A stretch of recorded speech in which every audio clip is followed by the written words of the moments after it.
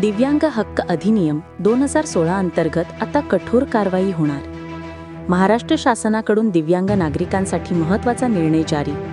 राज्यात दिव्यांग व्यक्तींवर होणारा छळ, हिंसाचार आणि शोषण आता दंडाधिकारी स्तरावर थांबवला जाणार आहे. उपविभागीय दंडाधिकारी आणि जिल्हा दंडाधिकारी यांना प्रतिबंधात्मक कारवाईचे अधिकार देण्यात आले आहेत. तक्रार आली तर पीडित व्यक्तीला त्वरित संरक्षण, वैद्यकीय मदत, पुनर्वसन आणि कायदेशीर सहाय्य ही सर्व सेवा प्रशासनाकडून तात्काळ उपलब्ध. दिव्यांग व्यक्ती, त्यांचे कुटुंबीय किंवा स्वयंसेवी संस्था पोलीस ठाण्यात थेट तक्रार दाखल करू शकतात. पोलिसांकडून तक्रार दंडाधिकाऱ्यांकडे पाठवली जाईल आणि दंडाधिकारी स्वतःहून ही कारवाई सुरू करू शकतात.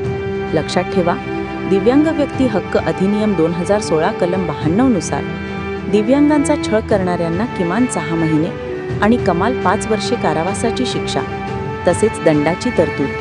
हा निर्णय पुढे आणण्यात महत्त्वाची भूमिका IAS अधिकारी तुकाराम मुंडे, जे मिस्टर क्लीन म्हणून ओळखले जातात. दिव्यांग कल्याण विभागात आता बनावट प्रमाणपत्रे आणि गैरवापरावरील मोठ्या प्रमाणात तपास सुरू.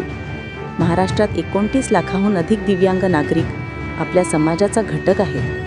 त्यांच्या हक्कांच्या संरक्षणासाठी आज आपण सर्वांनी जागरूक व्हायला हवं. दिव्यांगांचा छळ हा गुन्हा आहे. तक्रार करा, संरक्षण मिळवा. धन्यवाद. दिव्यांग कल्याण मंत्रालय, महाराष्ट्र राज्य. सचिव श्री तुकाराम मुंडे साहेब. दिव्यांगांच्या न्याय हक्कांसाठी आपण पुढे आलात. आपला एकलव्य दिव्यांग फाउंडेशन, महाराष्ट्र राज्य.